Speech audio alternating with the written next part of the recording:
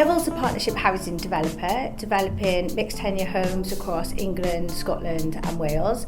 At Level, we always try and strive to invest in local talent and provide young people with job opportunities in the sector.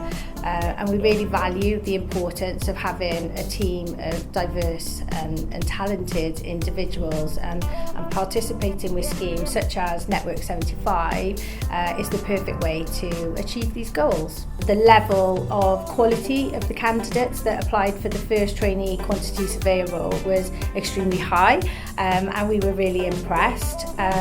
We really like the programme, the way it works. It's a cost-effective way to invest in long-term talent, which enables us to build a pipeline of skilled professionals.